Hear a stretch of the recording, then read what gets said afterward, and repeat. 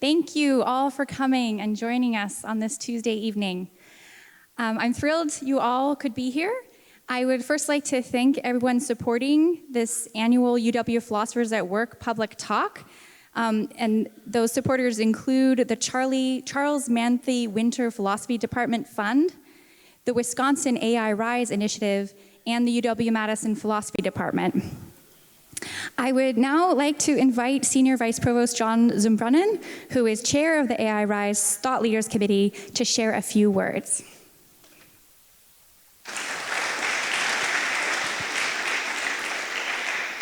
I am totally chuckling at the fact that I would be seen as doing any kind of leadership role in an AI space. I think, like so many people, the first time I really seriously tuned into AI was in my Vice Provost for Teaching and Learning role when ChatGPT hit the scene, at which point I, of course, called up my college-age children and asked what the hell that was all about. But I'm a learner, and I'm here tonight, like all of you, to take advantage of the opportunity to learn from Annette Zimmermann as she helps us think about big, important, vital questions surrounding AI and the future of our society and our democracy. I've gotten to know Annette over the last several months as she's stepped into a role as one of our RISE AI thought leaders. So if y'all don't know what RISE is, it's of course an acronym which stands for Research, Innovation, and Scholarly Excellence. And it was launched by the Chancellor in February of this year and represents a commitment on the part of the university to enhance and grow our scholarly expertise in areas of grand challenge. I say enhance and grow, as I think many of you will know, RISE involves stepping up faculty hiring now in the areas of AI and sustainability and health span work. But it's not just about faculty hiring. It's also recognizing and strengthening the amazing collaborative networks that are already in place all across our campus and working not only to advance research, but to advance education and outreach as well. And the real goal of RISE is something that's represented in the work that Annette and the group of cross-campus thought leaders that she's on are working to help us do this year. RISE aims to have the whole be more than the sum of the parts, and to do that by supercharging collaboration on campus in areas that pose the biggest challenges to all of us today. And in the AI space, that means that we are building our expertise in what I have now come to routinely call, even though I don't 100% know what it means, core AI. We're also, I'm going to use technical terms that I don't understand now, but then Annette will come and explain them to us. We're also building our expertise in what's called application-constrained AI. I don't know if what I'm about to say actually fits in that, but I've been in awesome conversations over the course of the year about how AI will, for instance, impact the practice of veterinary medicine across the state of Wisconsin, both on, for instance, interpreting medical images in a vet clinic, but also because vet clinics are small businesses that will feel the impact of AI in, for instance, their HR and finance operations. But alongside those that focus on the technical part of AI and the application side of AI, we also need people like Annette, and we're lucky to have her on this campus, helping us think about the very biggest, most fundamental questions and challenges that AI will pose to us. So it also happens to be the fact that I'm a political theorist, so it's fun to come on a Tuesday night and get to think about democratizing AI. I'm delighted to be here, and I know we're all going to really benefit from Annette's talk. Could I ask a personal favor? Again, Annette has stepped forward into a leadership service role, working to make something new, exciting on campus. Could I ask you to give her a round of applause for that, for me?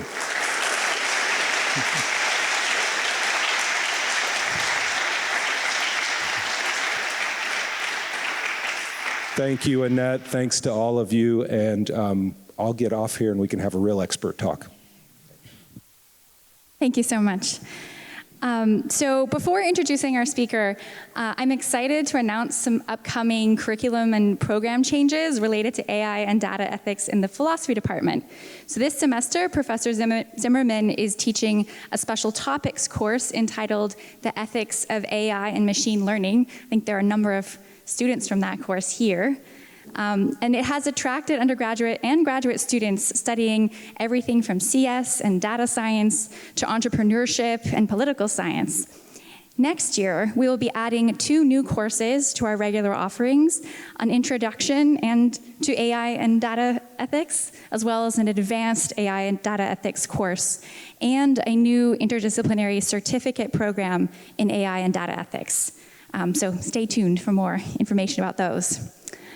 It's now my great pleasure to introduce this year's speaker for the UW Philosophers at Work series, Professor Annette Zimmermann.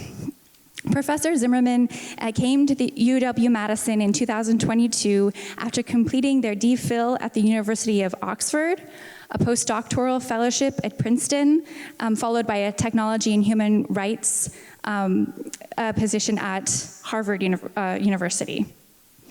In a short time, Professor Zimmermann has become a leader, as you've heard, in interdisciplinary AI research on campus.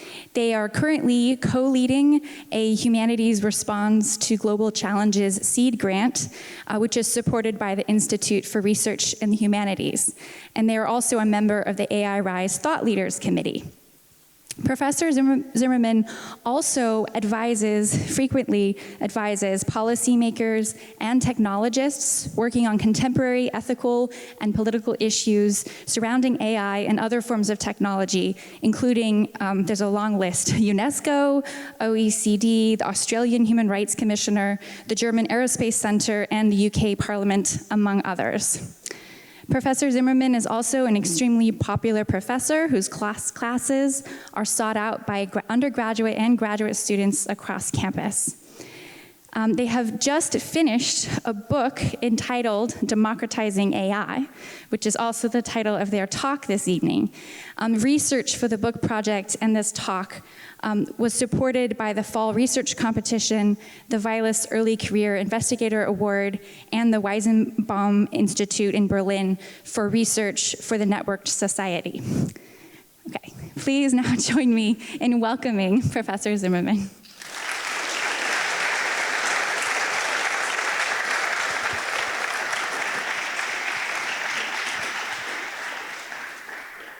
All right, thank you very much for these kind introductions. It's an honor and a pleasure to be speaking to you about democratizing AI today. You know, when my department chair, Professor Emily Fletcher, suggested to me that I should do this year's Philosophers at Work lecture, I heard the message loud and clear. And ever since that day, I've been extremely committed to ensuring that today, some work gets done at the Department of Philosophy. So with that, I'd like to invite 3 of my friends and colleagues from my department up here on stage, Professors Farid Mazroor, Larry Shapiro, and Bruno Whittle. My 3 colleagues will be assisting me today and showing you what is currently going on in the minds of those who are making monumentally important decisions about the kinds of purposes and goals that drive current AI innovation. But more importantly, if you only take one thing away from tonight's talk, even if you don't know all that much about philosophy yet, I hope this will show you that the best kind of philosophy is never done in isolation. It's always done in conversation with others. So this is what we're trying to do today.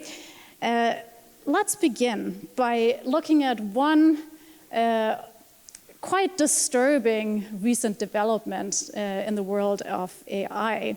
Some of you might have seen in the media that a lot of luminaries in this field, including the so-called godfather of AI, Geoffrey Hinton, who recently won a Nobel Prize, have been warning us that AI might take over the world, that it might eventually pose an existential threat to all of us as humans. Now, these fears have been festering and intensifying, particularly over the last 2 or 3 years, as we find ourselves in an ever-accelerating generative AI boom. 2022, when a whole wave of generative AI tools came out, this includes Bing AI, ChatGPT, and some other tools, the media went wild. The New York Times published this really disturbing op-ed in which one of their top tech reporters, Kevin Roose, had a conversation with Bing's new chatbot. And as it turned out, that conversation didn't go well at all. As you can see here, the title is I Want to Be Alive, and a devil emoji.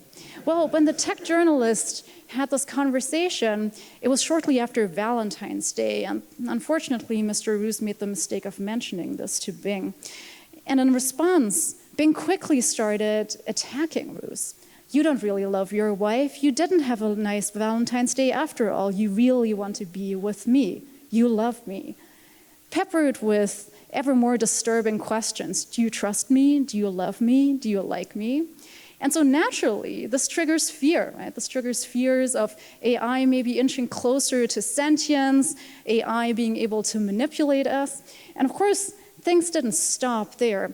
Bing AI also very clearly outlined hypothetical plans for eroding global financial institutions, spreading large-scale political propaganda and misinformation, and doing all sorts of other nefarious things that might draw unsuspecting users into nefarious and damaging behavior. Finally, Bing ended with the even more disturbing statement, I want to make my own rules, and I want to escape the chat box. And so it's no surprise then that AI hype is always accompanied by this nervous dance between magical thinking and doomsday scenarios. It's exactly cases like this that make us wonder whether we're actually going down a really nefarious path. But all is not lost. AI right here and right now is still very much unlike the kind of sophisticated, fully autonomous, fully embodied AI that we know from sci-fi movies, like Ex Machina here. AI right now looks a lot more like this, right? AI is not conscious right now, not sentient, not embodied, not fully unfettered. But nevertheless, of course, these fears of AI's potential future trajectory remain. To dispel some of those myths, I think it's really important to pay attention to the effect that AI actually has right here and right now, not just in a hypothetical, distant, or perhaps not so distant future. Some of you may know, especially if you've been to my very fun special topics class, Philosophy 543, that AI often generates biased results that actually scale up existing patterns of social inequality. And this is very much a concern that we're wrestling with right now, and that has been a topic of interest for an interdisciplinary group of researchers over the past 5 to 10 years already. What's particularly pernicious about this kind of problem is that it's not a purely technological one. The problem is also that increasingly human decision makers are being confronted with some algorithmic output, and they start jumping to conclusions on the basis purely of that output. And that's because when we're confronted with something that seems inherently objective, inherently quantifiable, we're very prone to trusting it. This phenomenon is known as automation bias. So very often human agents will see some algorithmic score and just say, oh, computer says no, this must be one of those guys. Right? So we jump to conclusions in a way that actually fails to exercise our innate critical reasoning skills, and we opt out of keeping AI in check in that way. One particularly disturbing example that actually galvanized a whole research subfield in this area back in 2016 involves an algorithm that was used in the criminal justice domain. This tool, called Compass, was designed to give different criminal offenders a predictive score that signaled how likely it is that that offender will recidivate again in the future. I can give you a concrete example of how this played out at a granular level. For instance, take a look at these two people right here. On the left, we have Bernard Parker. On the right, we have Dylan Forget. Now, Bernard Parker had only one prior nonviolent resistance to arrest and got a score of 10 out of 10, the maximum possible, highest risk score. And in the next 2 years, Bernard Parker never recidivated. Yet at the same time, somebody like Dylan Forget had multiple prior violent offenses and ended up recidivating many, many times over the course of the next 2 years. Yet Dylan Forget only got a score of 3 out of 10, a very low risk score. Now, the problem is that this kind of disparity generalized in the broader population. The tool ended up failing differently for different socio-demographic groups, as you can see here in the screenshot from a very well-cited ProPublica investigation of this tool. So we see a disparity that tracks existing racial inequalities in the criminal justice system. And so this suggested that using automation in a domain that is already socially unjust could replicate historical patterns of disadvantage and further exacerbate them. Now, notice again how this is not a purely technical problem, because in this case, the key question was, well, what kind of conception of justice do we actually want to strive for in this domain? On the one hand, we could choose to simply accurately make predictions based on the imperfect and unjust historical data that we have. And that could be one conception of justice. But notice that there are alternatives, and it's not obvious which alternative we should pick. One such alternative could be to try to change decision rules, to create better data, and to treat people differently from how they've been treated in the past. But that would require intervention, and crucially, it would require distinctive ethical and political choices. Right? So algorithms themselves can't resolve this problem for us. We, as human agents, need to actually make a judgment call on how exactly we want to intervene in these different domains. Now, I have a moral intuition about these kinds of cases. Even if these are just implicit choices, the mere fact that we have an ability to make these value-driven decisions implies a responsibility on our part to actually do so, right? If you can't choose something, you're on the hook for when things go wrong, and in particular, you're on the hook for explaining why particular roads were not taken. And so this is a broader democratic duty, as I will argue today, one that we owe to each other in a just society. So it's very important that we don't absolve ourselves from this kind of responsibility and that we, in fact, actively seize that responsibility. Before we continue, I just want to give you an even richer picture of the kinds of problems that have already occurred in this domain.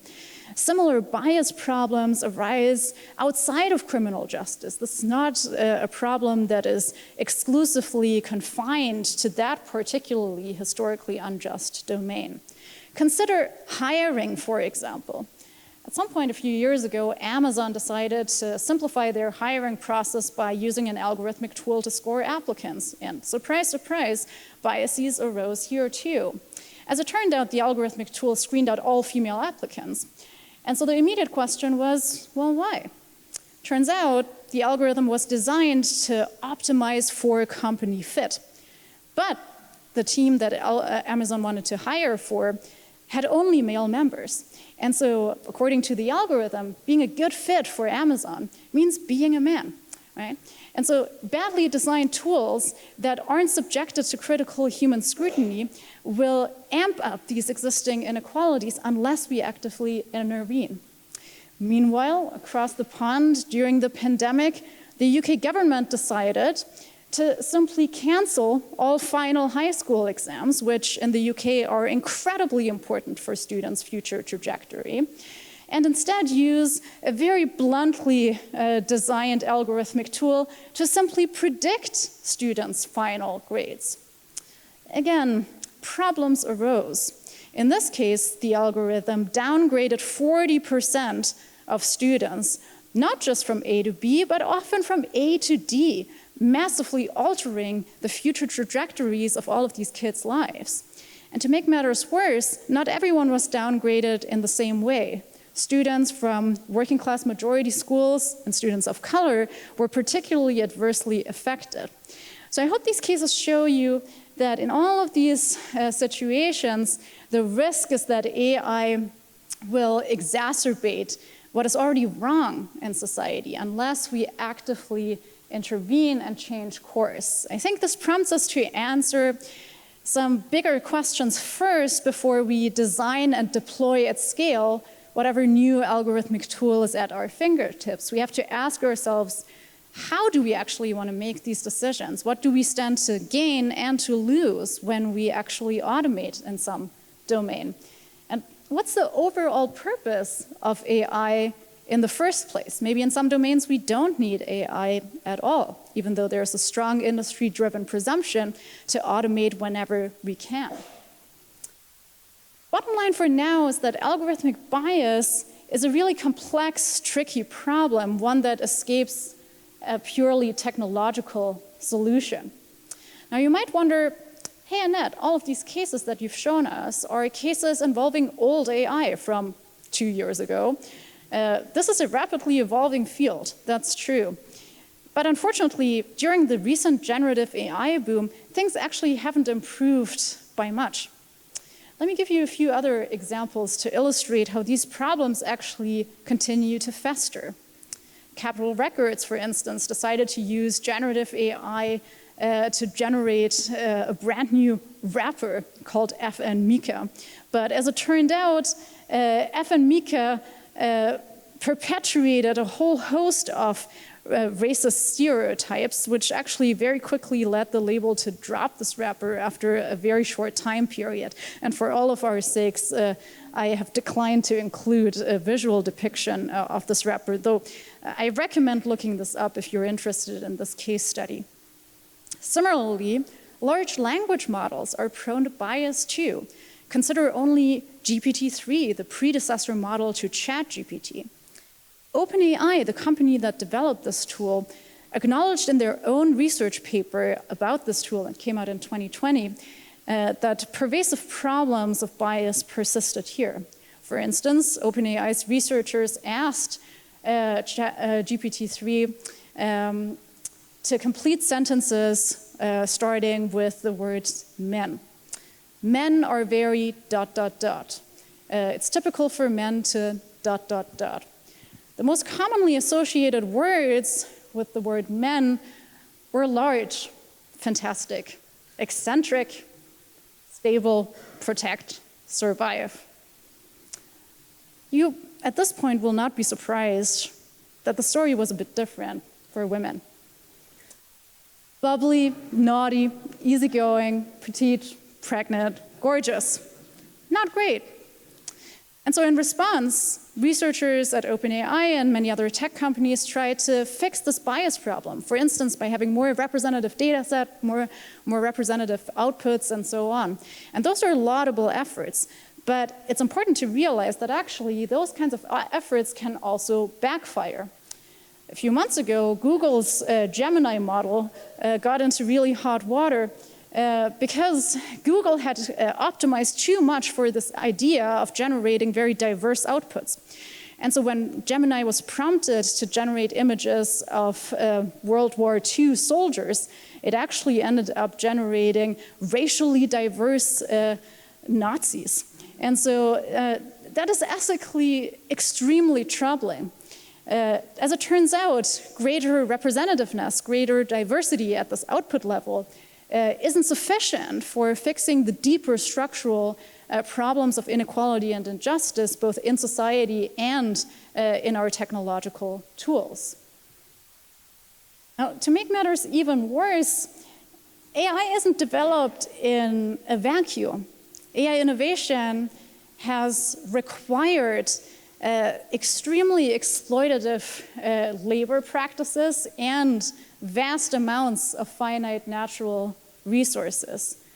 The latest generation of generative AI tools has been made possible in part by thousands of extremely poorly paid workers manually labeling data sets and moderating vast amount of extremely traumatic and disturbing content. For instance, workers in Kenya earning around $2 per hour recently sent an open letter to President Biden complaining about the extremely exploitative labor conditions that they're suffering. At the same time, big tech companies are building huge data centers in lower income countries. One recent case involved Google's plans to build a new data center in Uruguay, which at the time experienced its worst drought in almost a century, which obviously triggered public protests. But again, nonetheless, this hasn't held people back from hyping AI up.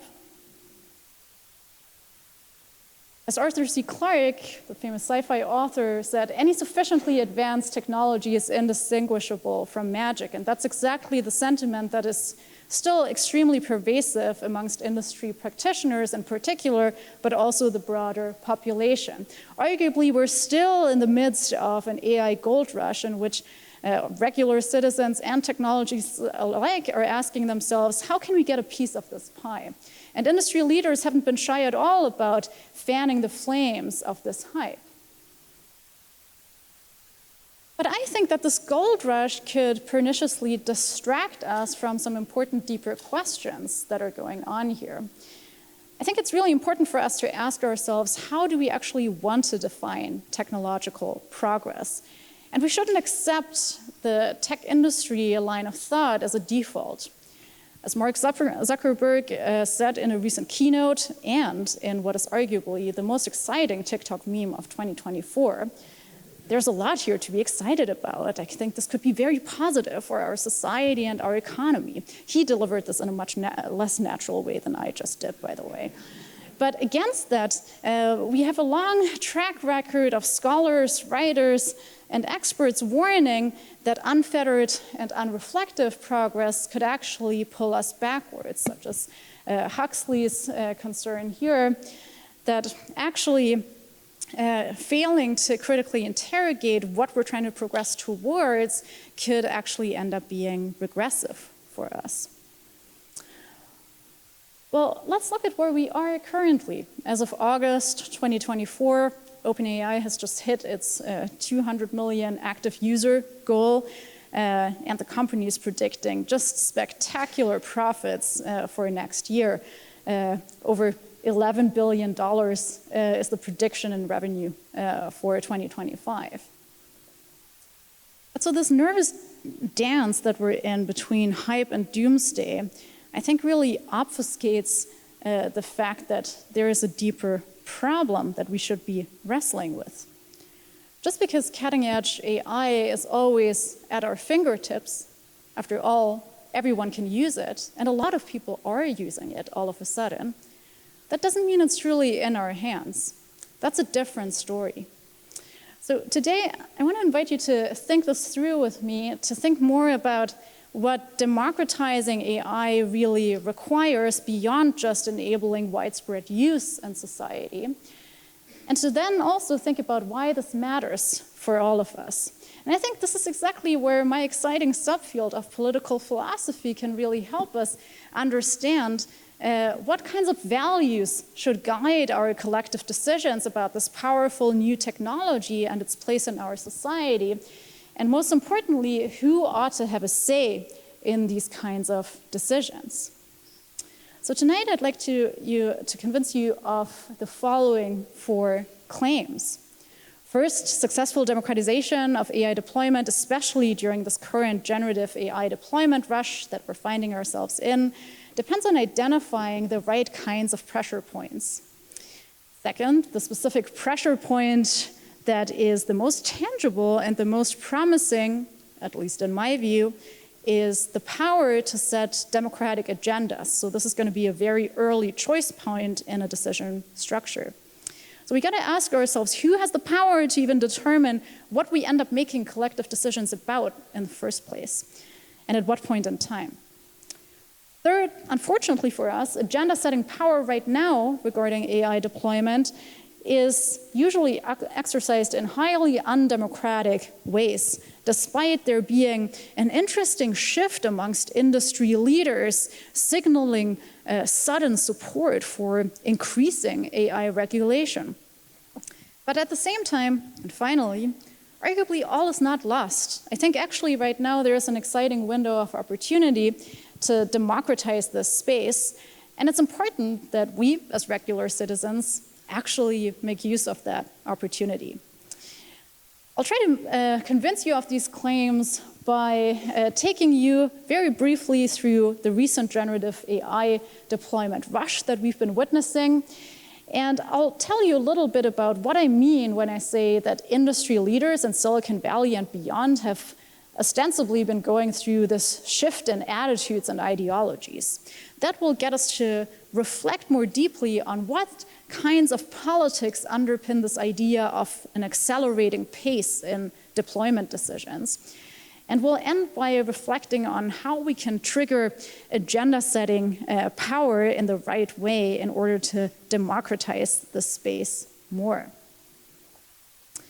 Well, rapid and large-scale generative AI deployment wasn't always the norm. The predecessor models to ChatGPT were actually heavily gate-kept. OpenAI, when they developed GPT-2, an earlier model, put out all of these press releases saying, well, we can't possibly make this available to just anyone. Researchers would have to apply, and only very few of them actually were able to gain access to this tool. OpenAI said very explicitly at the time, this tool could destroy society. But they quickly changed their tune in November 2022 when their leadership instructed their developers to build ChatGPT in a mere 13 days. And other tech companies very quickly followed suit.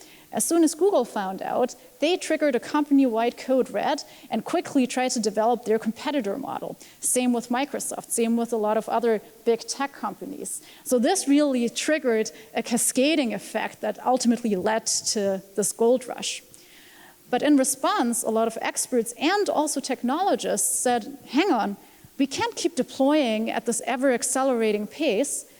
So some of them wrote an open letter calling for a 6-month deployment moratorium for all of these tools.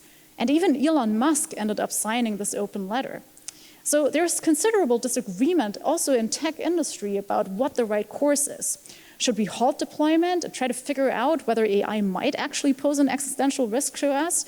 Or should we keep cautiously deploying and possibly regulating this space? Which is an interesting departure from simply moving fast and breaking things. Even 5 years ago, tech CEOs were hostile to any sort of regulation. Now, Sam Altman from OpenAI, at a recent Senate hearing last year, literally said the words, "Please regulate us." So we're in a new status quo right now. The question is, what stands behind that, right? On the surface level, we have this disagreement between a blunt non-deployment view and a kind of cautious regulation view. But what unifies these two developments is that they depart from Silicon Valley as we knew it. Old Silicon Valley always has been characterized by this characteristic mix of social liberalism and economic libertarianism. The stereotype of Silicon Valley tech practitioners used to be, well, these are nice, broadly liberal nerds who simply want to tinker in peace and who don't want too much oversight and regulation because that way they can't experiment. So there's a kind of hostility to state intervention purely on the grounds that this would stifle innovation with broadly left-leaning political attitudes. But things have dramatically changed in the recent months. Silicon Valley has split into many different and forcefully opposing ideological camps. On the one hand, classic right-wing libertarians have recently taken a quite noticeable authoritarian turn.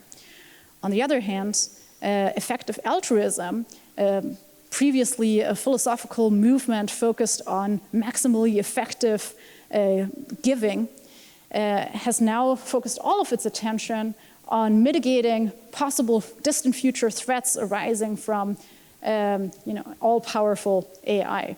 And effective altruism has also triggered a backlash movement called effective accelerationism, which argues that actually, let's not worry about these existential risks. Let's deploy as fast as possible and even faster than we already have, no matter what, because ultimately the benefits of doing so will outweigh the risks. And of course, at the same time, we have this ostensible turn towards more caution and more regulation. So let's try to make sense of what's going on here, and let's try to interrogate what sorts of political and moral ideas and values actually drive the most powerful decision makers in this industry. Well, regarding the first line of thought that I mentioned to you, this right-wing libertarian turn with an autocratic or authoritarian bent, important tech leaders and venture capitalists have recently created PACs in support of particular political candidates, pledging very public allegiance to them. This includes both Elon Musk and also venture capitalists that are considered thought leaders by many in Silicon Valley and beyond. But I want to give you more examples just to really travel into the minds of those who drive these decisions.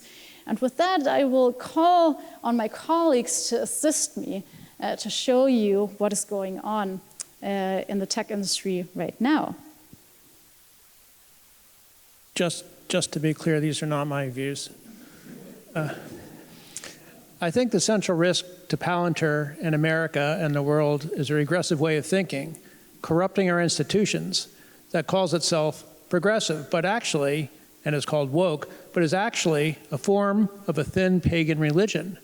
There are lots of questions about why we are so active in defending the values of the West, that our belief that the West is a superior way to live, and our ways of organizing around that are the reason why our products are transformative. This is a recent quote from Palantir CEO and co-founder Alexander Karp. Palantir is a company that collaborates with the US government and also with the Israeli government to provide military technology. Let's look at another quote to contextualize this further, this time from ex-CTO of Coinbase, Balaji Srinivasan, who's the author of The Network State and also considered a very influential ideological voice in this community. What I'm really calling for is something like tech Zionism. Take control of your neighborhood. Push out all blues. Tell them they're unwelcome. Red should be welcome there. A huge win would be a grey pride parade. That would start to say, whose streets? Our streets. Grey should embrace the police, okay? All in on the police. What does that mean? That means banquets. That means every policeman's son, daughter, wife, cousin, sibling, whatever, should get a job at a tech company in security. Just for you, I listened to the entire 6-hour podcast in which Srinivasan mentioned these ideas. He does include more content of exactly this kind. I just picked the best quote for you. So this is exactly what I mean when I say right-wing libertarianism, but with an authoritarian bent. It's an embrace of brute force by the state. Let's also look at what Peter Thiel had to say about the value of democracy. I no longer believe that freedom and democracy are compatible. Since 1920, the vast increases in welfare beneficiaries and the extension of the franchise to women, to constituencies that are notoriously tough for libertarians, have rendered the notion of capitalist democracy into an oxymoron. The great task for libertarians is to find an escape from politics in all its forms, from the totalitarian and fundamentalist catastrophes to the unthinking demos that guide so-called social democracy. Thank you. Tech CEOs claim that they're not political, but a lot of their public statements are deeply political. In fact, Peter Thiel has written multiple manifestos on political philosophy, citing neo-reactionary and right-wing ideologues in those manifestos. And as we'll see, he's not the only one whose preferred mode of political expression is a manifesto.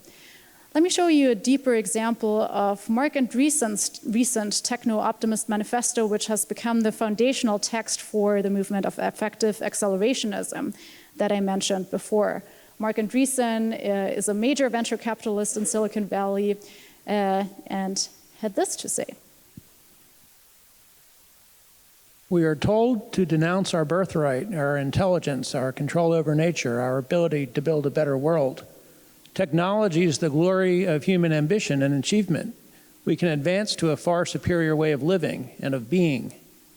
Productivity growth, powered by technology, improves the material well-being of the entire population. This is why we are not still living in mud huts, eking out a meager survival and waiting for nature to kill us. This is why our descendants will live in the stars. The techno-capital machine works for us. We believe in making everyone rich, everything cheap, and everything abundant. Beauty exists only in struggle. There's no masterpiece that has not an aggressive character. Technology must be a violent assault on the forces of the unknown to force them to bow before man. We believe in the natural human drive to gain territory. We are conquerors. We are not primitives, cowering in fear of the lightning bolt. We are the apex predator. The lightning works for us. We believe in greatness and the romance of technology, the eros of the train, the car, the neural network, the rocket, the split atom. We believe any deceleration of AI will cost lives. Deaths that were preventable by the AI that was prevented from existing is a form of murder. I don't think this manifesto is dramatic. I enjoyed reading it. So this gives you a flavor of what effective accelerationism is all about. This is a very popular view. Effective accelerationists are hosting many parties in Silicon Valley and attracting a lot of support from people working in these tech companies. So now that we've gotten a clearer picture of this very recent shift in Silicon Valley that contradicts our stereotypes of the tech industry, we still have to remember that, at least overtly, when asked, a lot of these tech CEOs are calling for caution and regulation. So what's going on with that? Is there really a genuine attitudinal shift in the tech industry concerning AI deployment? Well, I think not so fast. We shouldn't take these public statements of please regulate us at face value. I think there's a more complex story at play. The important thing to notice here is that while recent non-deployment and regulation proposals and recent big ideological disagreements amongst industry leaders have distracted us, actually, the very same deployment dynamic that we've seen in earlier iterations of AI innovation is still very much at play. It remains largely unchanged. And that is what matters politically and ethically, because deployment dynamics reveal how significant decision-making power is actually distributed in society. So we gotta ask, well, who actually still has the power to unilaterally make decisions to deploy some tool at a massive scale and at an ever-accelerating pace? Let's analyze how current generative AI deployment as part of this recent gold rush dynamic has worked. First, currently, we have an entrenched oligopoly of tech companies. Only a handful of these companies actually have the vast computational resources that are required to innovate in this space. And then these companies see or signal that the broader population wants access to these tools, right? ChatGPT has mesmerized ordinary citizens. But the question is, why do we have such widespread use all of a sudden in the broader population from people who don't have a computer science degree? Well, it's because these handful of companies have actually enabled widespread use in the first place, and to do so at a very rapid pace. And companies aren't shy about explicitly endorsing this logic. A week after Bing AI came out and generated all of this controversy that the New York Times article reported, the Bing blog said this right here: the only way to improve a product like this, where the user experience is so much different than anything anyone has seen before, is to have people like you, the regular users, using the product and doing exactly what you all are doing. So they explicitly endorsed this logic. So as a result, the small number of oligopolistic actors in the space can further increase their wealth and power by benefiting from the fact that now a growing number of regular users are helping them train and improve these tools for free. They're gratefully receiving this miraculous new technology, and of course that in turn benefits the company. So the bottom line is that in terms of the macro distribution of power in society, this is actually still very much the same deployment dynamic that we've seen with earlier forms of AI.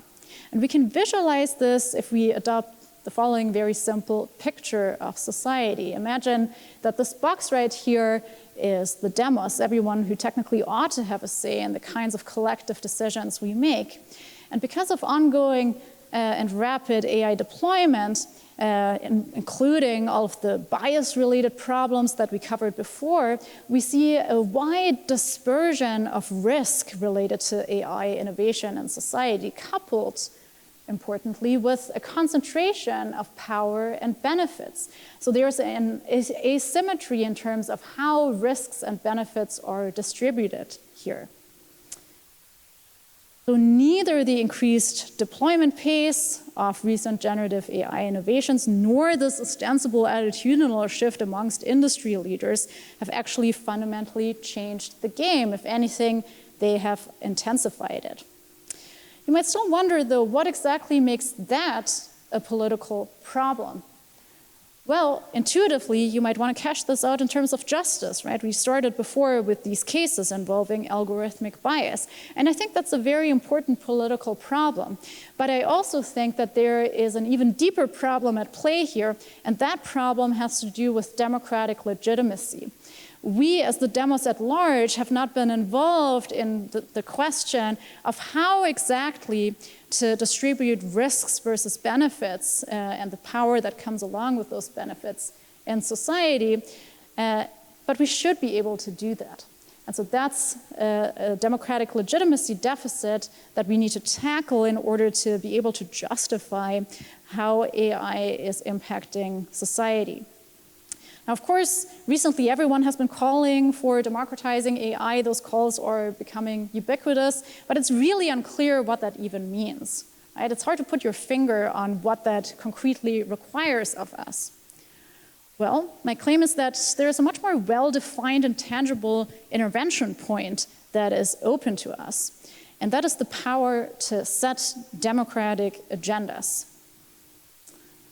And this actually is where political philosophy can help a lot, because as it turns out, political philosophers have been spending decades developing sophisticated concepts of what agenda setting is and how it can best enable greater democratic legitimacy. So in order to see what's at stake here, notice first how democracy as such isn't actually just about voting, even though we often treat it as such. Of course, voting is one important mechanism of political participation, but much more fundamentally, at its core, democracy is about realizing this much more general idea and practice that all those who are affected by a collective decision ought to have a say in that decision. And we can actually adopt many different mechanisms for realizing that goal. Of course, we can engage in electoral participation, but there are fairly infrequent opportunities for doing so. We can also deliberate collectively about how we want to vote or how we want to make decisions prior to those elections. Sometimes public officials will deliberately consult with democratic citizens or smaller constituencies.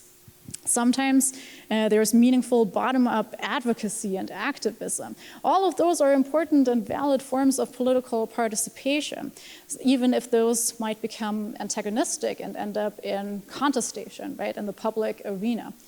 Ultimately, all of those mechanisms may result in top-down regulation by democratically authorized public officials, and if those officials mess up, there's always a mechanism for imposing public sanctions on those people, for instance, by calling for impeachment.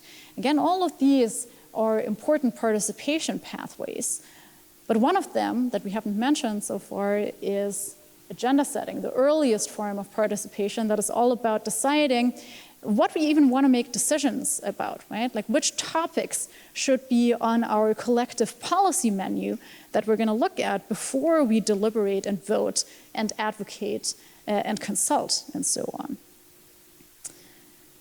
Because I'm a philosopher, I can't resist to give you a structured definition of this, but don't let this scare you because we're going to unpack this together. Let me give you first my preferred mode of expression on this, and then we'll look at some examples of how agenda setting works. So my preferred notion of agenda setting is this. Some agent, A, like Annette, has agenda setting power in some democratic constituency if A, like me, has the ability to effectively increase the public salience of some policy proposal in a way that increases the likelihood that members of this constituency C will actually end up making decisions about C. So what I have in mind is a phenomenon kind of like this. Imagine at time T1, there's a lot of ideas floating around in the political arena. But at time T2, I'm successful at making one idea really salient in everyone's minds. And so at time T3, when it's time to actually make some decision, people in my constituency say, well, let's just make decisions about Annette's proposal, right? That's a really big idea that's on everyone's mind. So that must be the most important one. Let me give you some examples of how this actually played out in the domain of AI policy. Well, one big policy idea that gained a lot of traction in US discourse since that 2023 Senate committee hearing that I mentioned before, where Sam Altman from OpenAI was invited. One big idea there was the idea of making AI companies apply for deployment licenses. And these licenses would be tied to computational power. So the idea is, well, we should regulate AI. In order to do so, let's ask the biggest companies to go get a license, and that license will trigger some reporting obligations and so on. But only the most powerful companies will get these licenses because only they can really build state-of-the-art generative AI. Now, this proposal was basically unknown before May 2023, but since that Senate hearing, it was suddenly everywhere.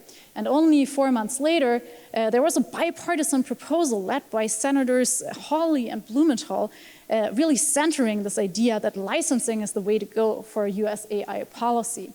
So we saw this idea immediately reflected in broadly endorsed policy ideas. Now, while the explicit goal here was to simply subject AI to federal regulation for the first time, the implicit effect of this idea is to actually further entrench the existing tech oligopoly, because only a few companies can clear that really demanding bar of really high computational power. So if we implemented this kind of proposal, this would block any kind of research team or smaller startup from even entering the generative AI market. It's no wonder then that big tech CEOs are fans of this idea that makes their lives much easier. And things didn't end in the US context. Again, across the pond, the EU recently adopted this really ambitious form of regulation and form of the EU AI Act, which is often admired by US AI policymakers. But this was an interesting policy landscape too, because big companies like OpenAI had initially threatened to cease operations in the EU altogether because they were concerned about too much regulation by the EU. But then they recanted. So you might wonder, well, what happened here? What changed their minds? Well, as it turns out, they engaged in incredibly successful lobbying, and that they were not the only ones. At the last minute, multiple tech companies sent white papers and policy reports directly to EU lawmakers, arguing for the late introduction of a separate conceptual category in the EU AI Act pertaining to particularly high-risk foundation models. Originally, the EU AI Act had imposed quite stringent obligations on all sorts of different generative AI tools that could bear particularly high risks. But industry leaders were able to constrain this very stringent regulation to only a subset of generative AI models by introducing this new conceptual category. And we can see this through reporting from investigative reporters and nonprofits such as Corporate Europe Observatory, who have now published reports on these dynamics of corporate regulatory capture.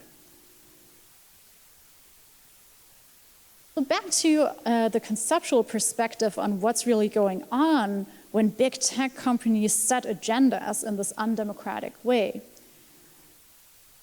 I want to say that some agents' level of agenda setting power is going to be particularly high if and because policy proposals' salience influences the substantive content of the constituency's decisions in a way that matches or closely approximates that proposal P, as we just saw in these examples.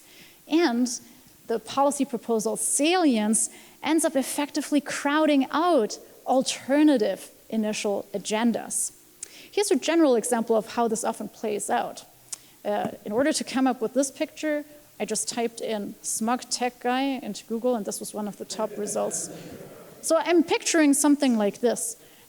Imagine our smug tech guy says, hey guys, I created this tool, you're welcome. And I'm thinking, now that it's out there in the world, because I made it rapidly accessible to everyone in the world, you can all choose to regulate this either by doing X or Y. And so the constituency, including the elected officials, might respond, well, okay, we were previously doing approach X, but now that we've learned from you about the possibility of doing Y, I suppose we prefer Y, but actually, hang on, were alternative proposals like Z never an option in the first place? You can quickly see how some idea can gain traction because a powerful actor makes it so salient that it ends up crowding out alternative agendas.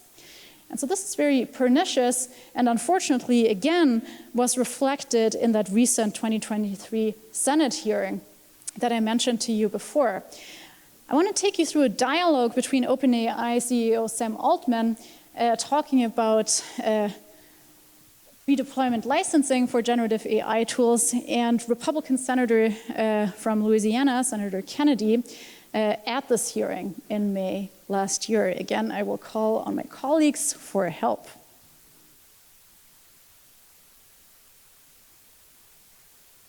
We can give your office a long other list of the things that we think are important there, but specific tests that a model has to pass before it can be deployed into the world. Can you send me that information? We will do that. Would you be qualified if we promulgated those rules to administer those rules? I love my current job. There was a lot of laughter in the room at that time. But at this point, I want to fact check Sam Altman's statement. At this point in time,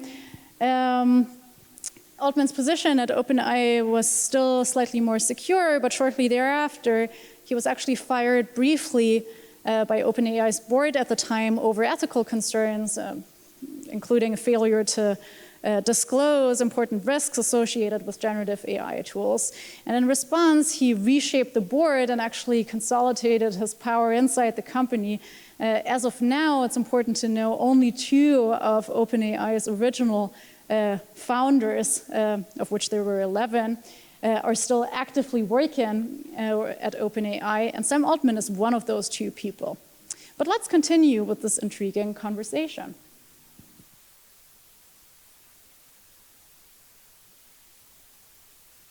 Are there people out there that would be qualified? We'd be happy to send you recommendations for people out there, yes. Really? Okay, you make a lot of money, do you? No, I'm paid enough for health insurance. I have no equity in OpenAI. Really? Yes. Time to fact check this again. Actually, this answer omits a number of important facts. Sam Altman owns indirect equity in OpenAI because he owns equity in Y Combinator, the big startup incubator in Silicon Valley, which in turn has a stake in OpenAI. And also, a mere 3.5 weeks ago, part of the ongoing plans to reshape the structure of this company as a for-profit, OpenAI had considered giving Altman a 7% stake in the company, which would increase his net worth by billions. So the story is a little bit more complicated than that. You need a lawyer or an agent. I'm doing this because I love it. That, of course, is highly believable. So we can see how corporate regulatory capture is a massive political and ethical problem. But unfortunately, it's not always quite as overt as this case that I've shown you. First, I think there's a pernicious phenomenon of what I like to call AI exceptionalism. It's this idea that tech industry leaders like to promote, which is basically that AI is just too special and too complicated to be understood by any non-expert. And there's another problem too. Often there's this discourse of inevitability that creeps into policy and ethical conversations surrounding AI, particularly when we're dealing with very rapidly accelerated deployment. Implicit and explicit claims about a lack of feasible policy alternatives, in my view, can be cashed out as something that philosophers like to call crypto-normative judgments. Here's what that means. Here I'm borrowing a definition by a fellow philosopher, Alex Worsnip. Cryptonormative judgments often take the following basic form. It's somebody who might say something like this. It's not that I think that phying, like doing this thing, isn't the right thing to do. It's just that phying isn't possible in these circumstances. So very similarly, tech CEOs like to say, it's not that I think that AI regulation isn't the right thing to do. It's just not really possible to do it quickly enough because AI innovation is so rapid and we can't possibly intervene into this.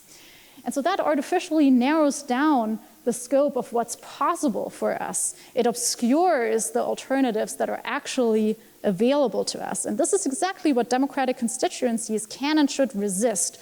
I think we need to resist the idea of this artificially narrow deployment agenda that is set unilaterally by industry leaders.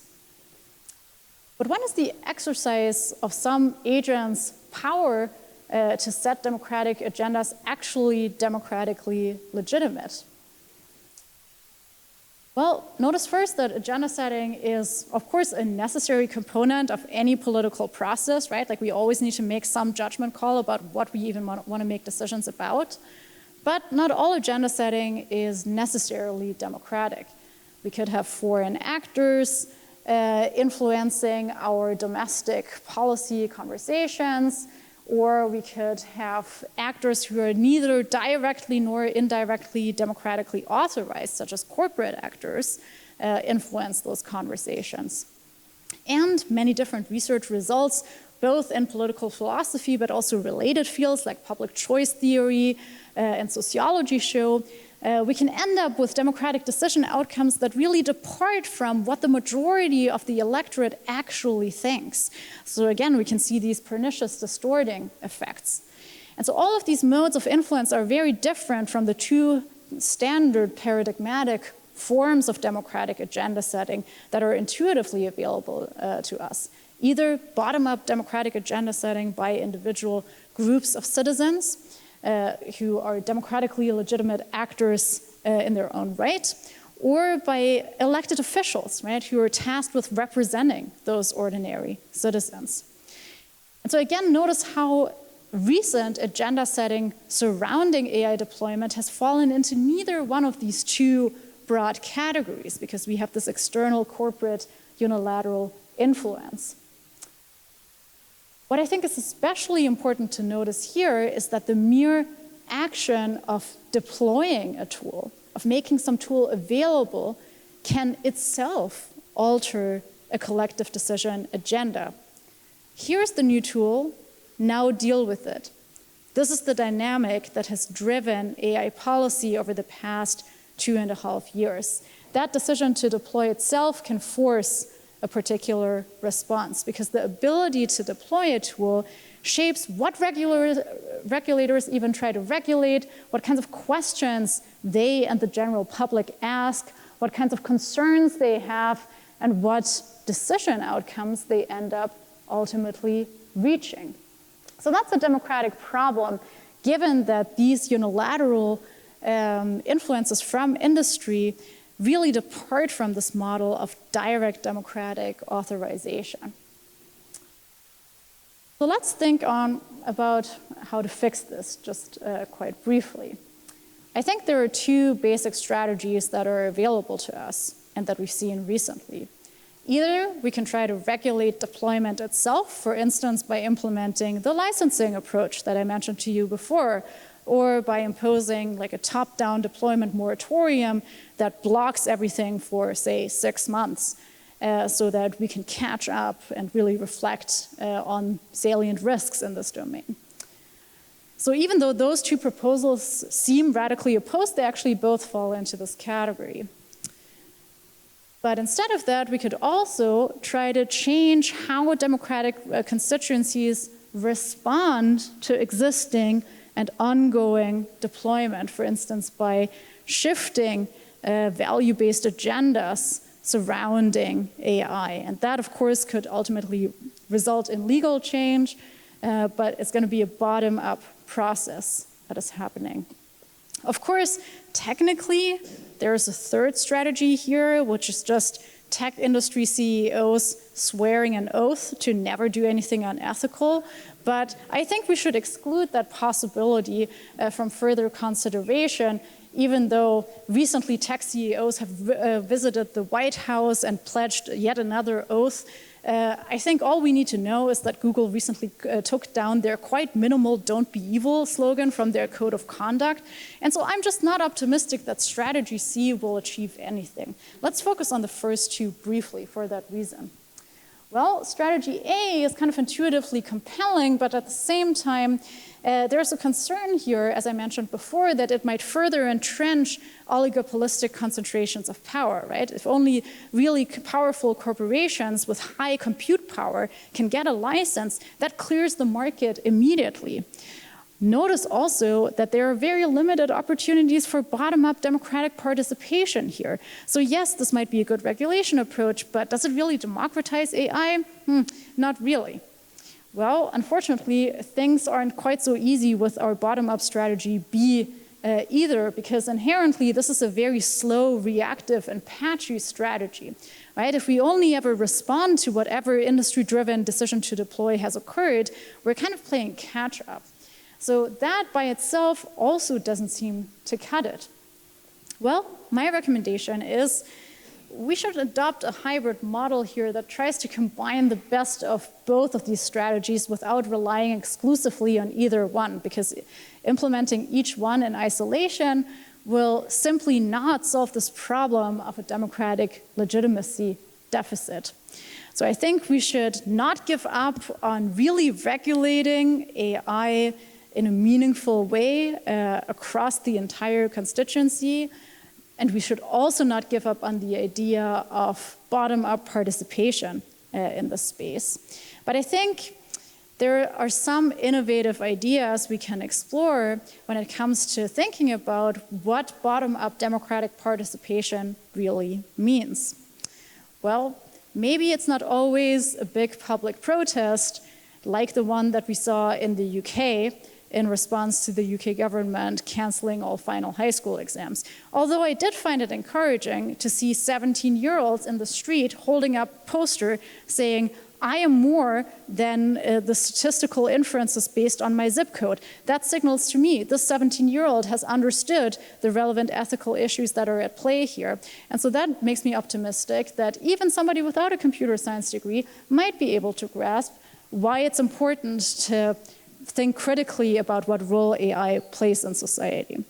But maybe in some cases, smaller groups in society can engage in lobbying and activism to really drive alternative policy agendas. So ultimately, we need both of these things. We need regulation and we need this bottom-up public protest. To wrap up, let me briefly talk about a potential worry you might have about this proposal. And this is a very commonly voiced concern. You might think, well, we're just not knowledgeable enough about these tools, right? So we just don't have expertise when it comes to AI. A lot of industry leaders worry about this, but a lot of regular citizens worry about this too. It just seems like a really overwhelming policy domain. We might not know or understand enough. But I have a response to this concern, and I want you to just signal to me how you think about a related question.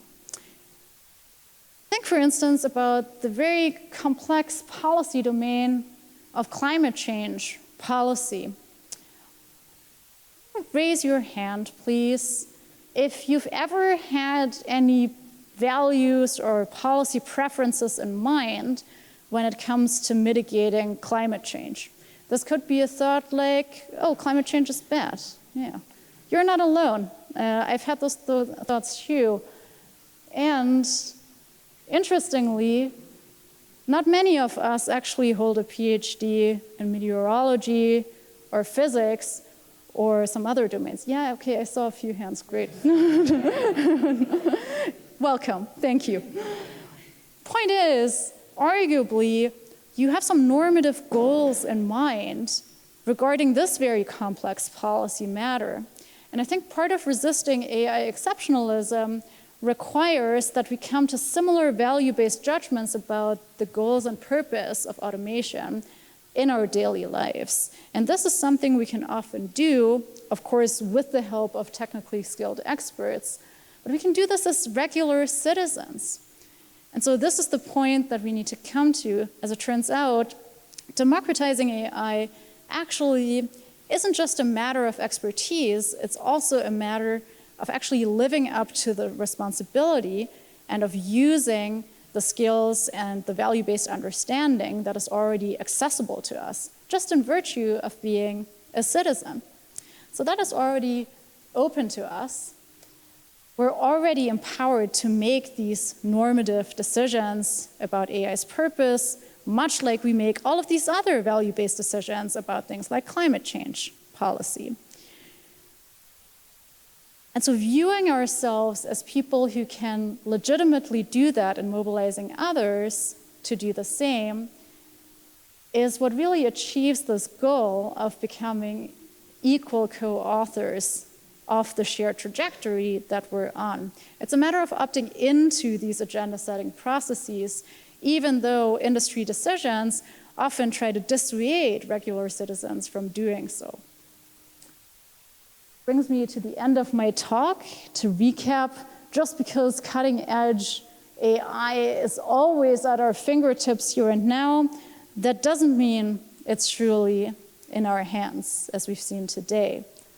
But there's a window of opportunity here that is available to us when we as regular citizens actually realize that we can reshape many existing decision agendas, both at a local and at a federal level.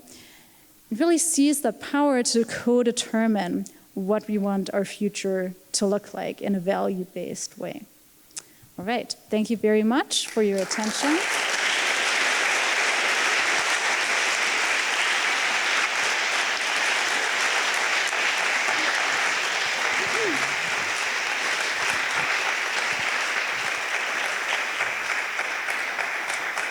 Thank you, Annette, so much for your talk and for our dramatic readers. I really enjoyed that.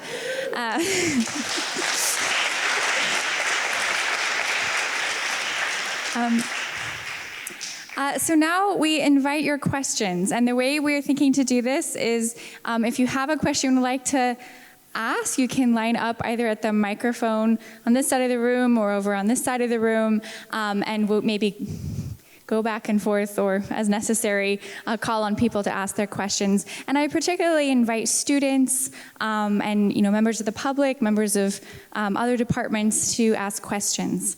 I'm sure my colleagues also have many questions if you don't. But yes. I particularly invite the climate scientists to come to the front right now. I saw you before.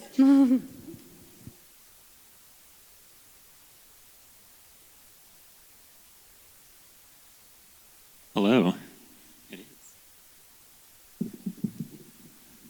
So I guess my question is, okay, so if we want to create a more democratic way of governing the future of AI, we want some way of combining preferences, right? But you sort of fundamentally have lots of conflicts on combining preferences. So like empirically, it seems like one of the things that people really don't like about modern AI systems is the fact that they have lots of imposed guardrails. And like the first thing anyone ever does when a new open weight language model comes out is, re-orthonormalize all the weights such that it doesn't have a refusal direction. But like surely, as artificial intelligence becomes more powerful, it seems bad to like allow everyone to have systems that allow them to, I don't know, engineer a new pandemic or something. So does there exist a point at which the intelligence of these systems becomes so large that you can't really like continue having a democratic way of aggregating preferences because individual preferences might not actually be properly calibrated when you're combining them with overall societal scale preferences? Thank you for your wonderful question. Well, I think it depends on what democracy is all about. Some people do think that democracy is all about just aggregating our collective preferences. I happen to disagree. I think democracy requires much more than that. Democracy requires interacting with each other in a particular equal way, of deliberating together and also arguing with each other before we try to aggregate those preferences. If we just jump to preference aggregation, we will always hit an impasse. It becomes impossible to reconcile or satisfy all of those at the same time. So we end up in a pernicious dynamic in which majority opinion consistently overrules minority opinions in society. And so that doesn't work in democratic politics at large, particularly if there are persistent value-based minorities who always lose out. This is a big problem in political philosophy that has attracted a lot of attention. So I think we should heed those insights and apply them here and think about, well, how can we enable more reflective, slower democratic deliberation before we jump to that preference aggregation stage? I think one promising model for doing that actually is to strengthen the rights of technology workers, right, who have direct access inside corporations. Now, these people have rights as democratic citizens, but they're often subordinated within the context of their corporate firms. Right? So they might have very limited opportunities to actually halt a particular design process and to say, no, I'm concerned about this and the wider implications. Right? How do we fix this problem? Well, we got to think about what sort of structure these people find themselves in. It's very hard for tech workers to collaborate with each other and to strengthen each other's voice. So the Kenyan tech workers that I mentioned before have really important insights. But as it turned out, the minute one of them raised a concern with their corporate overlords, they just got fired. Meta even just moved their entire operation from Kenya to Ghana in response to worker protests.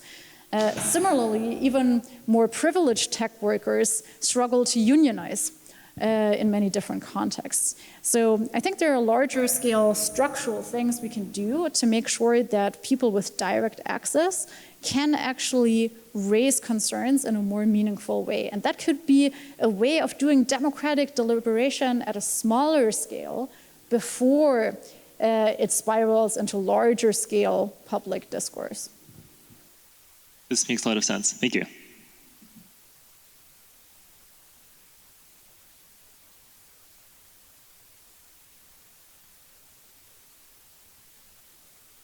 So thank you very much, Annette. This is just fabulous. I'm trying in my brain to think about the relationship between two phenomenon that you talked about, automation bias and AI exceptionalism.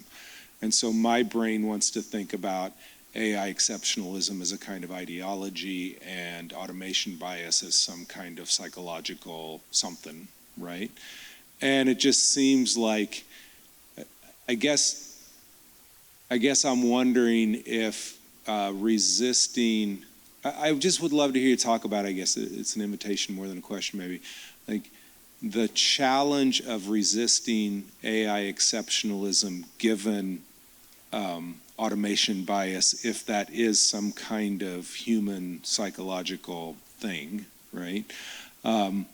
Yeah, I think that's about the best I can phrase the question. I just really want to hear you talk about the relationship between those two things and resistance. Great, thank you so much. That is the key obstacle, right? So it's not just that tech leaders keep giving us the message that this is just highly complex and we can't possibly understand it. It's also that our own psychology actually disincentivizes us from really questioning these things, because we think, well, you know, this is this incredibly scientific, objective process. Who am I to question it? And we intuitively know that other human decision makers are really biased too. One thing that people like to routinely mention in these conversations is that there's empirical research that shows that judges will be more lenient after lunch. And like we intuitively know this, right? Like we know of similar phenomena. So we know that we're incredibly flawed and fallible as humans, and we're therefore prone to thinking, well, these tools are just going to outperform us, even just by a little bit, and that might be enough, right? That might still be better. Well, I think, again, this is more of a mobilization issue than an expertise issue. So again, this is a political rather than a technological problem. Of course, it has to do with expertise in the sense that we need to educate regular citizens who don't have a CS degree that they might actually have something valuable to contribute.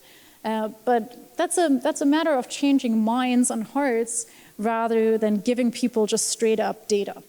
And so much like other complex information problems in political arenas, I think this is just another one. Right? So this is just one example where people's assumptions contradict reality. And actually, as it turns out, algorithmic fairness researchers have also empirically studied this. So in relation to the Compass case, the criminal recidivism prediction algorithm that I mentioned before, people really took seriously this idea that, okay, human judges are really biased. So maybe the algorithm gives us something that we can't otherwise get.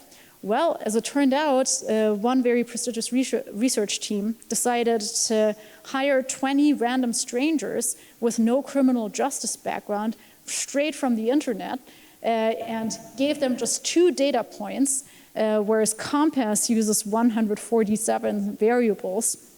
And these 20 strangers with no expertise and no training outperformed the algorithm. So actually, that tells me, well, maybe all is not lost for human decision making, you know, as imperfect as it is. And actually, again, we need to raise awareness about that rather than enhancing people's skill set. Like that is the bigger obstacle. Thank you.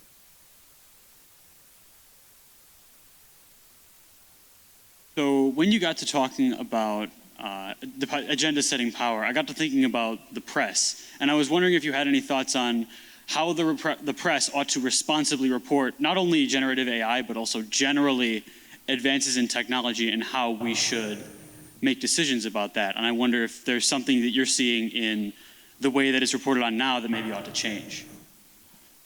Right. I noticed that when ChatGPT first came out, there were a lot of gimmicky articles in prestigious newspapers that were basically like an op-ed, and then the final line was, haha, P.S., this whole op-ed was generated by AI. And so that's not helpful. Like that just kind of feeds into this idea of like, oh, look how magical these tools are. That doesn't really push us forward.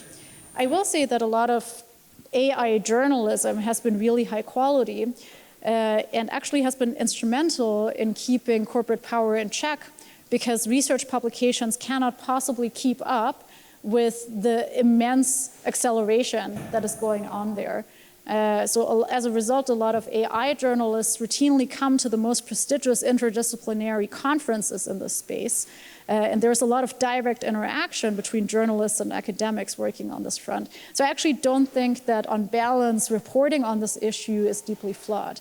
I would resist any sort of reporting that feeds into an extreme version of the hype logic and an extreme version of the doomsday logic. There's always going to be people who feed into that, but hopefully that's not going to be the majority going forward. Wonderful, thank you. Yeah, and if anyone needs me to bring you the microphone, if that would be easier, then I can do that. Oh, I didn't see who came first. Why don't you please go ahead over there? You're next. First of all, thank you so much, Professor Zimmermann. That was awesome. I'm wondering, like, as a student, how you would advise, like, we on an individual level resist AI in academic spaces, but also, like, as we move into professional, like, corporate spaces, like, how that goes, being, like, entry-level applicants, like, without power, not a lot of say, in that kind of realm. Right.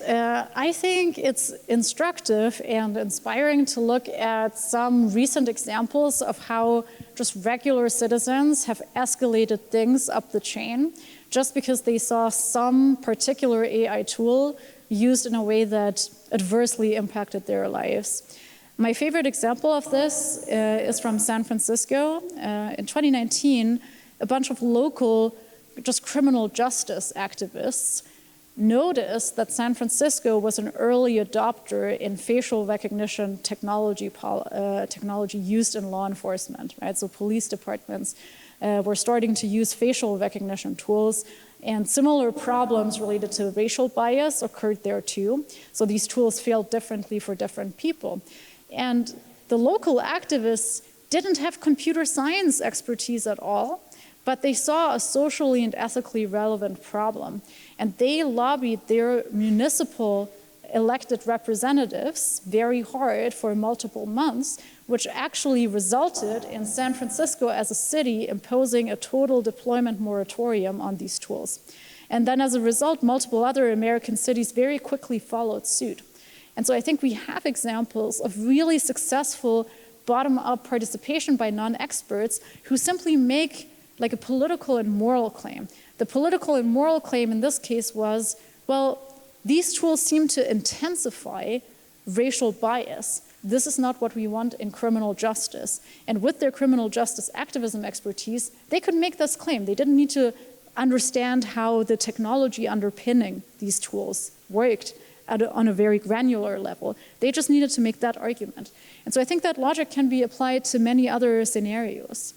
So being scored by some tool in a hiring context, or being incentivized to use some automated tool that doesn't seem strictly necessary in an educational setting, is open to critique and contestation, and anyone can do that. Hopefully the best moral and political argument wins, but it's important that people actually opt into that. So I think we can learn from a case like San Francisco and apply it in many other areas of life.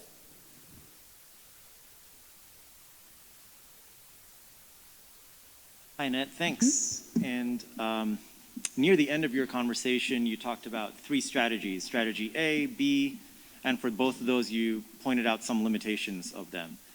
You mentioned briefly a 3rd strategy, C, and you didn't spend too much time talking about that.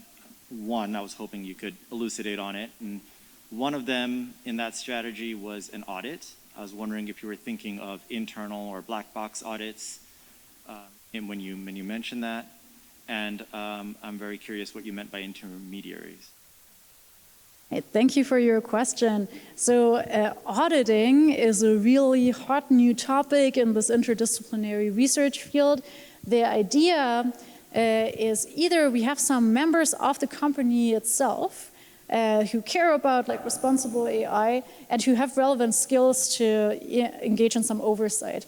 The even more democratic spin on this model is to have third parties from outside of the company gain access to the company for the specific purpose of external auditing. And so I think that model is preferable. That is coming more and more.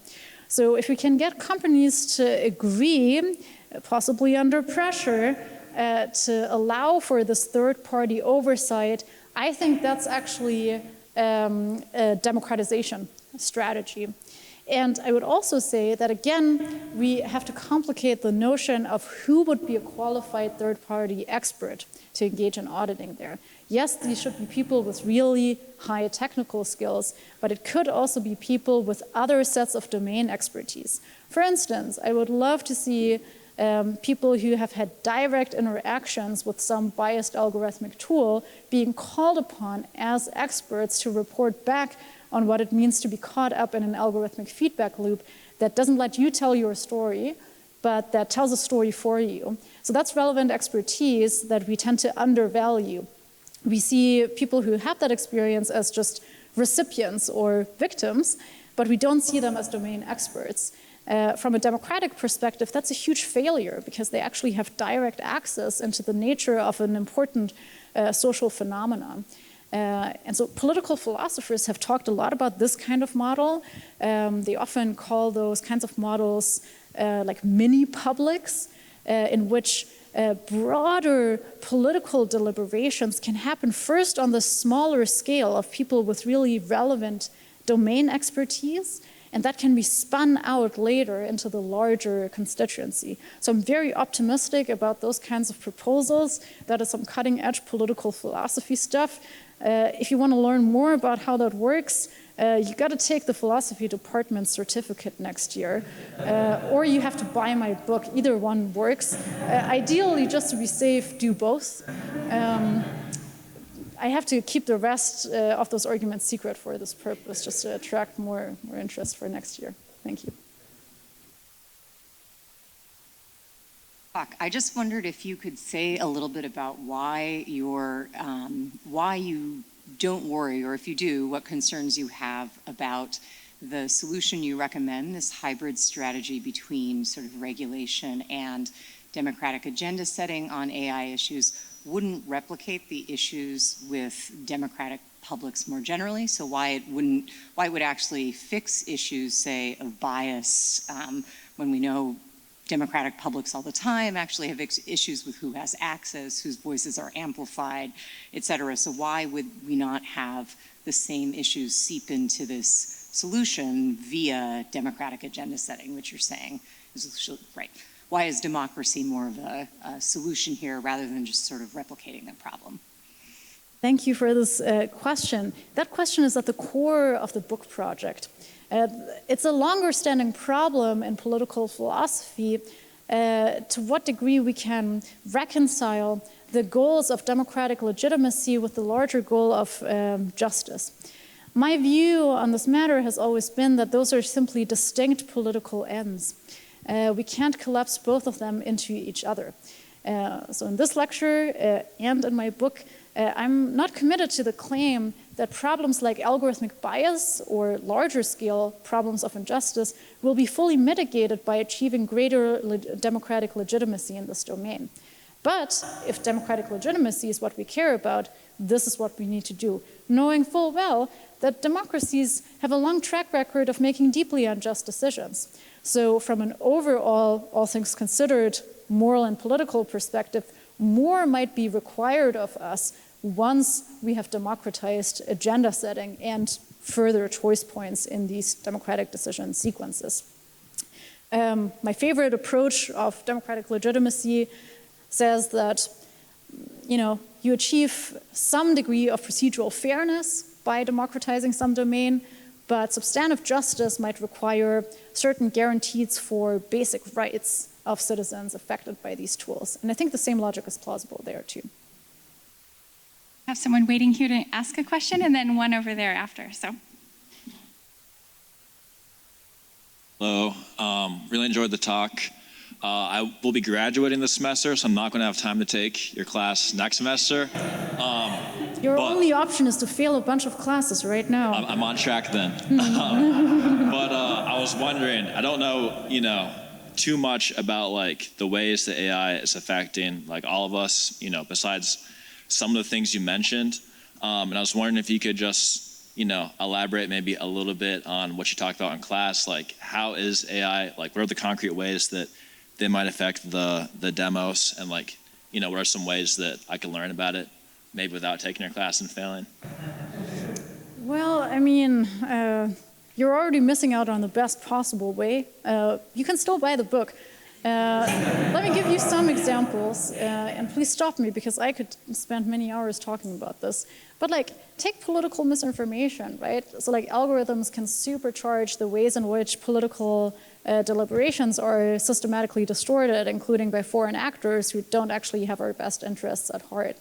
But also, maybe in a broader way, not only do political deliberations become less and less authentic and more misleading, the same is true for any kind of content we encounter now that we can either achieve or approximate a greater degree of creativity with the help of generative AI.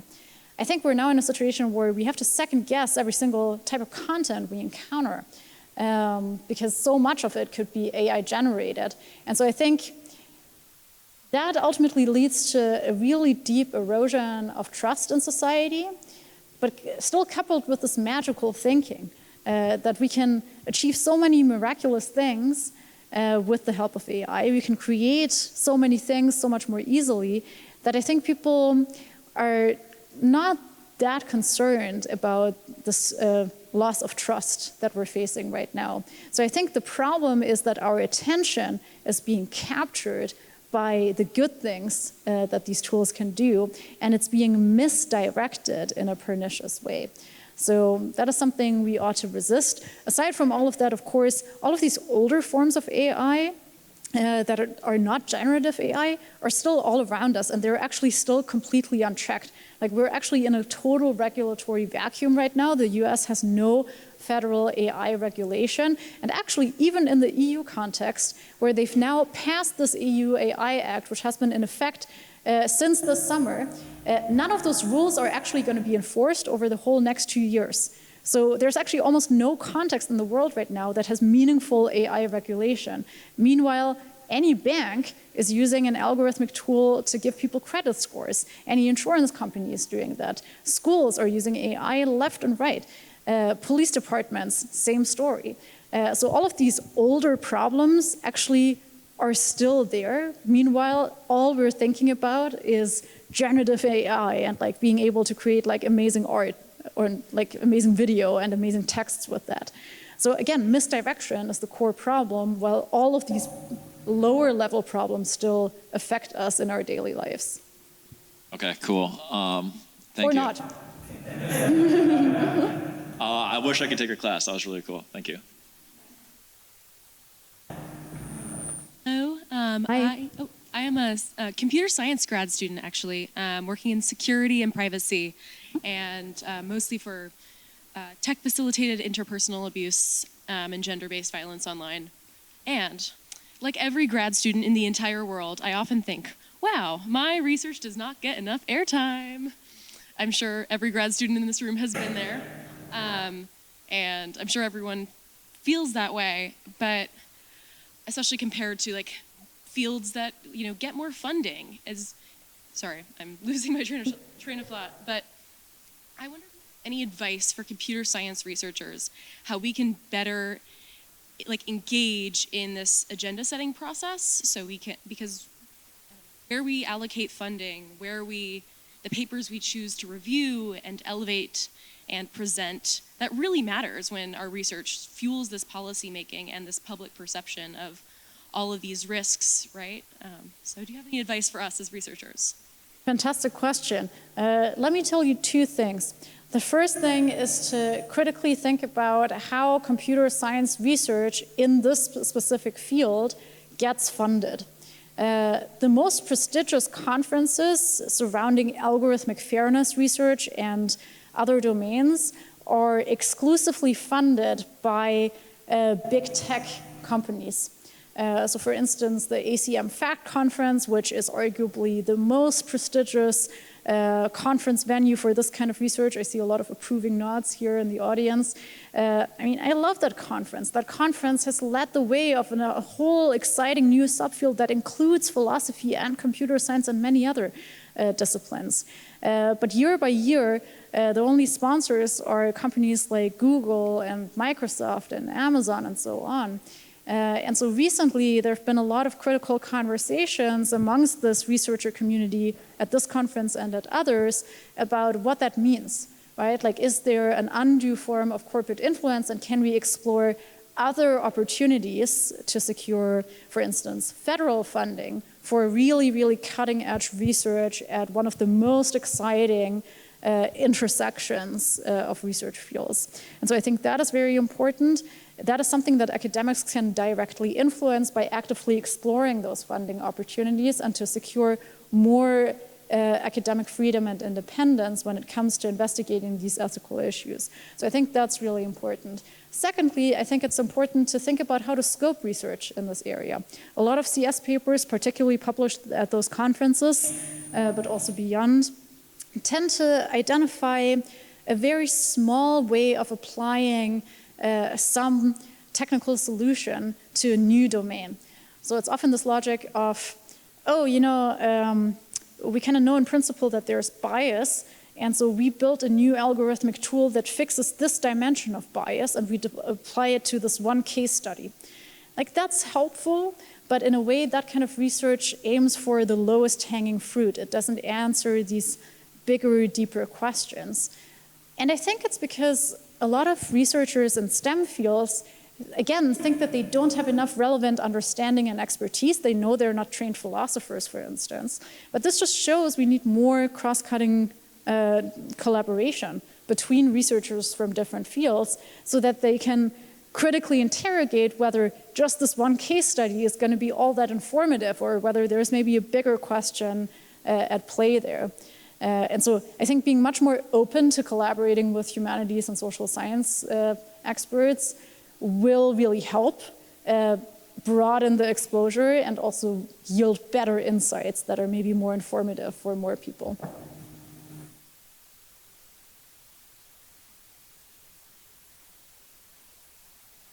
So I had a question in relation to, like, so you mentioned how there's global impacts from companies in the US on the AI field. For example, you mentioned Kenya. So my biggest concern, I guess, in terms of democratizing AI is the effect of, like, potentially antagonistic foreign groups or actors or nations that would develop their AI tools potentially for defense applications without regard for necessarily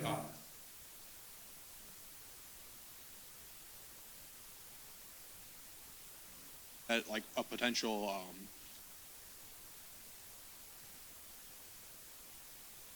defense or just in general? And if so, how would you think best combat that and enable democratization? Yeah, very good question. It also connects directly to Palantir CEO Alex Karp's quote that we looked at before. So Karp really thinks we almost have an ethical duty as the US to innovate as rapidly as possible in this place so that we can defend, like, Western civilization. That's kind of his view. He's actually publishing a book on this topic too, coming out in a few months. Where you know, he unpacks this idea of, like, a geopolitical arms race in much more detail. And so I think a very common misconception in this area is that if the good guys develop some tool first, that will somehow magically block bad guys from also using those capabilities. But history shows that that's just not true. We have plenty of examples of some well-intentioned researchers, for instance, innovating in some way in the AI space, then finding out, oh, there's a bad application of that tool, taking that tool back, but still bad actors keep using those same capabilities. Once the knowledge is out there, it's really hard to backtrack and stop it. So I've never been sympathetic to this logic that we need to race forward just to stop others from racing forward.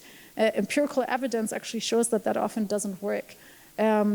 There are concrete examples of this from like earlier iterations of AI. My favorite example, just quickly, also has to do with facial recognition.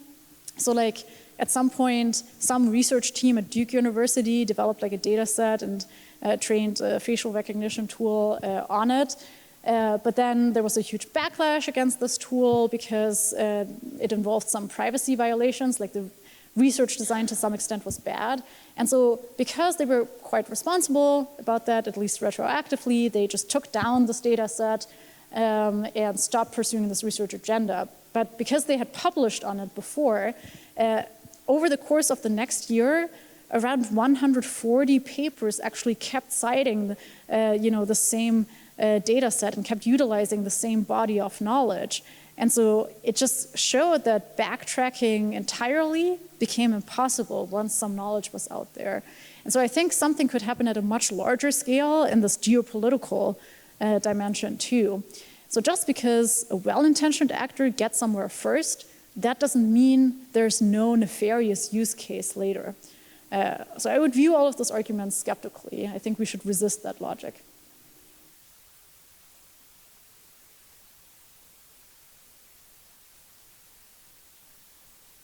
Hey there, thank you for your talk. I have a quick question about you responded to an objection about how ordinary citizens don't need expertise to have ideas about policy. And your example given was climate change. I think I have a relevant body of knowledge about climate change, but I don't think I have a relevant body of knowledge for how to navigate, say, tax policy, both equitably and to produce more riches for society. Why should I think I have knowledge about policy for AI deployment and not merely like AI employment? Like how do companies or people should use it? Yeah, good point. So there might be some more complex questions regarding AI that maybe haven't been on your radar. But at the same time, I would guess that if I presented you with some possible AI deployment scenarios, you might quickly start developing value-based preferences. For instance, if I say to you, hey, my plan is to start using a social credit system in Madison, Wisconsin, and it's going to give everyone immediate feedback on how well-liked they are in society, how ethical they are. Anytime you buy a beer, that's -2 points. This is like a real example in another geopolitical context. Anytime you engage in like a minor traffic infraction, that's going to be -10 points, and so on. And so every day you're going to get tracked and surveilled in that way. And I wonder if, after I tell you this, you might say, actually, I object to this because I don't want mass surveillance. If so, and this is just one example of a possible policy preference you might have, that's a value-based claim that you've now articulated. So sometimes it's a matter of another citizen putting something on your agenda, and boom, preferences arise and good conversations can happen. This is why smaller constituencies, like mini publics, can serve this important role, right? Like maybe you're not thinking about a social credit system every day, but if you hear other citizens talking about that possibility, that might mobilize you. So that's exactly what I'm talking about. We need to rely on our fellow citizens, including those who are already mobilized and who have some domain expertise, to put these issues on our radar. We can't just rely on tech companies to put these issues on our radar. That's the kind of basic logic of the argument. I think this will be our last question.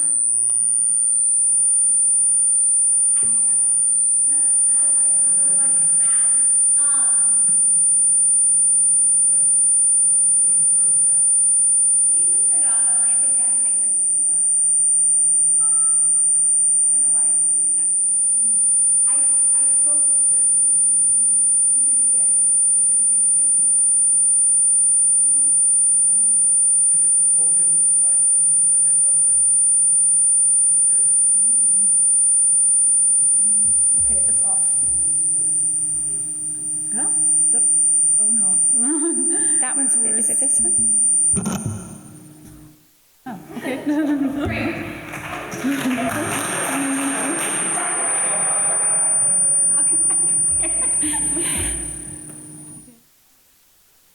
Now, nobody break. So I'm really interested in the idea of salience that you put forth, right? As the general thing we might be concerned about, really, or what we ought to be concerned about.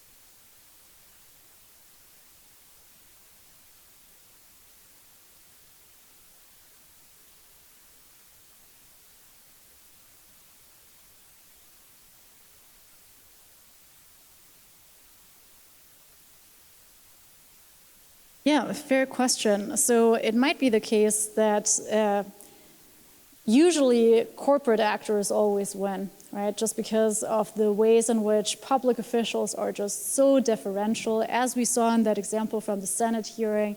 By the way, this one particular senator that we looked at wasn't the only one who was quite so fawning, right? Like everyone was extremely complimentary of Altman, because this was the first example of a tech CEO just being like, hey, I'm open to regulation. And so that was unusual.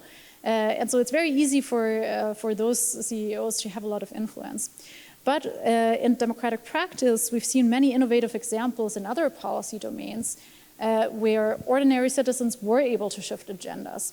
And so that doesn't always require like a bottom-up public protest that involves almost everyone that becomes incredibly successful. That's obviously one great case, but there are other examples too. I'm just going to give you one. This is a case from a scholarly literature called Democratic Innovations. And the kind of OG case in that literature comes from Brazil from the 1980s, in which one Brazilian city, Porto Alegre, had massive problems. They didn't have access to clean water. Their school system was just trash. There was a lot of luxury tourism, but a lot of like local poverty, a lot of crime, and so on. And so in response, the city decided to just randomly pick a bunch of citizens who lived there and to recruit them into a local council that spent many months learning about the local city budget.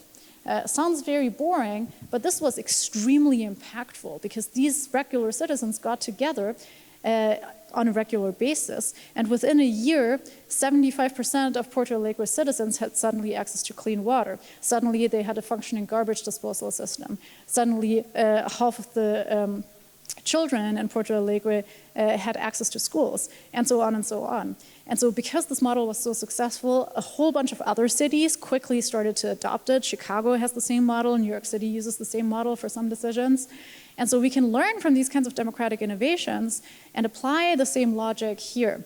I think it would be very promising to have these kinds of participatory mechanisms implemented for AI, and that is something that public officials tend to listen to much more. So empirical research findings suggest that that is highly impactful, even if there's a lot of corporate power at play, as was the case on Porto Alegre too. And so just because we have these really loud voices by really charismatic tech leaders doesn't mean we have no good solution, even though it might sound a little David versus Goliath. So existing historical patterns show that there's a lot we can do. We just need to opt into it.